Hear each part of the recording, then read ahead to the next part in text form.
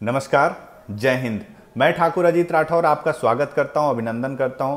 दोस्तों, आज मैं बात करूंगा हंदवाड़ा एनकाउंटर की सच्चाई के बारे में। हंदवाड़ा एनकाउंटर कहां से शुरू हुआ और कैसे खत्म हुआ और कैसे हमारे 5 जवानों की जान गई।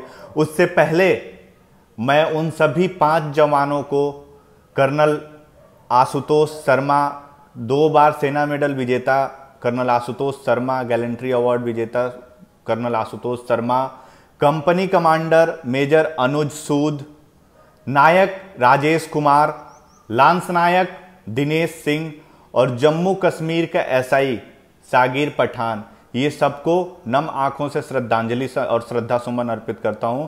आपका ये बलिदान पूरा भारत ताउम्र नहीं भूलेगा और आपको हमेशा सम्मान मिलता रहेगा। अब दोस्तों, मैं बात करता हूं शुरुआत से। एनकाउंटर की शुरुआत कहां हुई, अंत कहां हुआ और उसके बाद जो ये मानवाधिकार का रोना स्टार्ट हुआ है, उनके लिए भी 2 शब्द मैं लास्ट में कहूंगा, वो जरूर सुनिएगा। दोस्तों, शुरुआत दरअसल इसलिए हुई कि सेना को सूचना मिली कि 2 आतंकवादी, जिसमें एक लश्कर का टॉप कमांडर हैदर था, वो अपने गांव आ रहा है, अपनों से मिलने के लिए आ रहा है, कुछ चीजें वहां प्रोवाइड करने के लिए आ रहा है, क्योंकि इनका संगठन हमेशा से घाटी में आतंकवाद को बढ़ावा देता है और हर बार ये आतंकवादी हमला करते हैं और हमारे सेना के जवानों को मारते रहते हैं। ये लश्कर का जो टॉप कमांडर हैदर है, बुरहान वानी के मरने के बाद से इसको टॉप कमांडर बनाया गया है और ये जो हैदर है, ये बुरहान वानी के जनाजे से ही निकला हुआ है। दोस्तों, अब मैं बात करता हूं, शुरुआत इस तरह हुई कि सूचना मिली, सेना ने पूरे गांव को घेर लिया। उसके बाद सूचना ये आई कि ये आतंकवादियों ने 5 से 7 लोगों को बंधक बना लिया है। देखिएगा इसमें कैसे वहां पे मिसगाइड किया गया वहां के गांव वालों द्वारा। वहां से कोई आके बोला कि वहां पे बंधक बना लिया गया है, किसी और के घर में घुस के वहां के लोगों को बंधक बना लिया गया है, ट्रैप। लेकिन वो बंधक नहीं थे। जब फायरिंग शुरू हुई, लगभग 3:30 बजे एनकाउंटर शुरू हुआ और 3:30 बजे एनकाउंटर शुरू हुआ, उसके 1-1.5 घंटे के बाद लगभग 5:30 बजे कर्नल आशुतोष के नेतृत्व में 5 जवानों की टीम उन बंधकों को बचाने के लिए गई अंदर, घर के अंदर। घर को चारों तरफ से घेर के काफी दूरी से ये लोग बंधकों को बचाने के लिए घर के अंदर गए। लेकिन अफसोस 9:30 बजे तक वहां फायरिंग हुई, लेकिन इनका कोई खबर नहीं आई घर के अंदर से। उसके बाद कर्नल आशुतोष के फोन पे बाहर से फोन किया गया तो कंपनी, जो वहां का लश्कर का टॉप कमांडर था, उसने फोन उठाया और बोला वालेकुम सलाम। तब सेना के जवानों को समझ में आया कि ये उनके साथ ट्रैप किया गया है, उनको फंसाया गया है, गांव वालों द्वारा फंसाया गया है। उसके बाद भी हमारे देश के जवानों ने, सेना के जवानों ने किसी भी एक सिंगल गांव वाले को कोई नुकसान नहीं पहुंचाया। तुम साले पत्थर बरसाते हो हमारे सेना के जवानों पे, चाहते तो अपने 5 जवानों के बदले तुम्हारे 50 की लाशें वहां बिछा देते और कोई कुछ नहीं बोलता। अंदर से मारते, बाहर से गोलियां निकलती, साले तुम्हारी औकात बंद हो जाती। लेकिन उसके बाद आप सेना के साहस का और वीरता का आप अंदाजा लगाइए कि उसके बाद भी अपने 5 बहादुर सिपाहियों को खोने के बाद, अफसरों को खोने के बाद भी सेना ने वो 5 बंधक जो बनाए गए थे, जो बंधक थे नहीं साले, वो बंधक नहीं थे, हैदर के गांव के लोग थे, हैदर के पड़ोसी थे, हैदर के परिवार के लोग थे और वो हैदर को बचाने के लिए ये सब ड्रामा कर रहे थे कि हैदर भाग जाए, उनका भाई बच जाए। शेर आया, साले तुम शेर आया कहते हो, कभी अपने शेर को आमने सामने लड़ाओ, साले यहां पे हेडशॉट मारेंगे, दोबारा खून नहीं निकलेगा वहां से। लेकिन वहां के लोगों ने उसको बचाने के लिए ट्रैप किया, हमारे 5 जवानों को शहीद करवा दिया।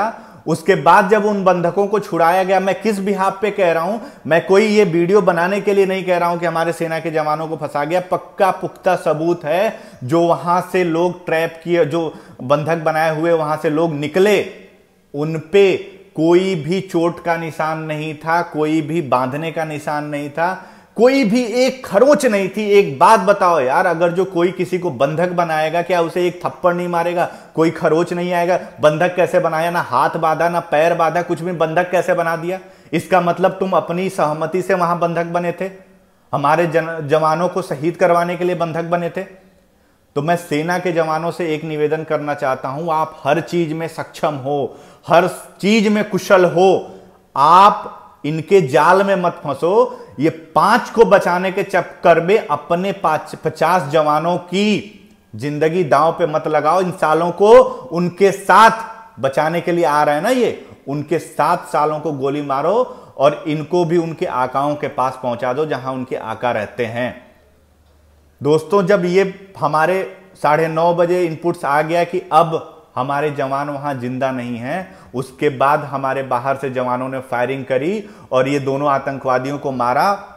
उनको मारने के बाद वहां पूरा गांव उनके समर्थन में उतर आया। उनको मारने के बाद जो गांव वाले पहले इनपुट्स दे रहे थे और ये बोल रहे थे कि हम भारतीय सेना के साथ हैं, उन्होंने ट्रैप करवा के हमारे जवानों को मरवाया। आप देखिए, ये वीडियो मैं दिखा रहा हूं, क्या हालत करी इन्होंने। हमारे सेना के जवानों पे पत्थर बरसा रहे हैं, डंडे मार रहे हैं, गाड़ियां तोड़ रहे हैं, सब कुछ कर रहे हैं। आप वीडियो देखते रहिए। ये लोग बचाने के काबिल हैं। दोस्तों, मेरे देश के गर्व है आप सभी पे। आप इनको बचाने के चक्कर में अपने जान की कुर्बानी मत दो, अपने जान का बलिदान मत दो, अपने नाम के आगे शहीद मत लिखवाओ। इन सालों को सर में गोली मारो, और पेलेट्स गन से नहीं, AK-47 से। ये कोई भी नाबालिग नहीं है, कोई भी बहलाए फुसलाए नहीं है। ये दे आर ट्रेंड मिलिटेंट्स। इनको पूरा ट्रेनिंग दी गई है इसके लिए, इनको पैसा आता है पाकिस्तान से, इनके आकाओं से। दोस्तों, ये तो जब एनकाउंटर खत्म हो गया, उसके बाद से वहां के कश्मीरी जो पत्रकार, एक कादिर है और पता नहीं कितने हैं साले, ये मानवाधिकार के पुजारी, ये अब आ रहे हैं कि जी आतंकवाद का कोई मजहब नहीं होता। आतंकवाद का जब मजहब नहीं होता तो सालों तुम्हें जनाजा क्यों निकालना है भी? अब वो जनाजा निकालने के लिए बोल रहे हैं। इस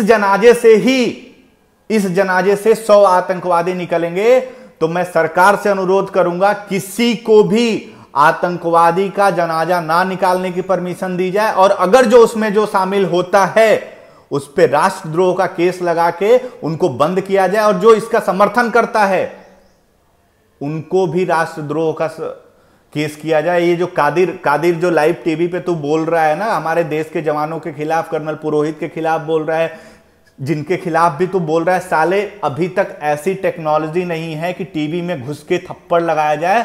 अदरवाइज तुझे इतने थप्पड़ लाइव टीवी पे पड़ते कि तेरे मुंह से जनाजा निकालना दूर हो जाता, जनाजा सही में निकालना छोड़ देगा तू। साले हमारे जवान मर रहे हैं और तुझे जनाजा निकालना है, निकाल के दिखा आप जनाजा। अगर जो कभी तुम मिल गया तो साले तुम्हारी हालत ऐसी कर देंगे कि तुम्हारे मुंह से जनाजा नहीं निकलेगा। साले गधे के दामाद, हरामखोर, ये साले, ये सब ISI एजेंट हैं। इनको लाइव टीवी पे लाते क्यों हो? अपनी TRP बढ़ाने के लिए इनको बढ़ावा दे रहे हो। इनका कोई मानवाधिकार, जब किसी आतंकवादी का कोई मजहब नहीं होता तो उनका कोई अधिकार नहीं होता, भारत के संविधान का कोई अधिकार लागू नहीं होता। They are only a militant, और उनके साथ आतंकवादियों वाला ही व्यवहार होना चाहिए। और इन सालों को गोली मार के छोड़ दो, जंगल में चील कौवे खाएंगे, इनका कोई जनाजा नहीं निकलना चाहिए। अभी के लिए बहुत बहुत धन्यवाद दोस्तों, लेकिन इनको सबक सिखाना और ये मानवाधिकार के पुजारियों को बता दो कि हमारे सेना की जवानों की लाशें तुम्हारे मानवाधिकार की गुलाम नहीं है। आप सेना के जवान हो, आप ठोंकते रहो, और इनके मानवाधिकार के पुजारियों को हम बाहर ठोंक देंगे। अगर जो कोई आतंकवादियों के समर्थन में निकला तो उनके लिए सेना के जवानों के साथ 100 करोड़ देशवासी भी उनके साथ खड़े हैं। दोस्तों, अगर जो कोई बात मेरी बुरी लगी है, तो अगर जो राष्ट्रद्रोही हो तो बुरी लगेगी, लगती रहे। मैं किसी से क्षमा नहीं मांगने वाला। बहुत बहुत धन्यवाद।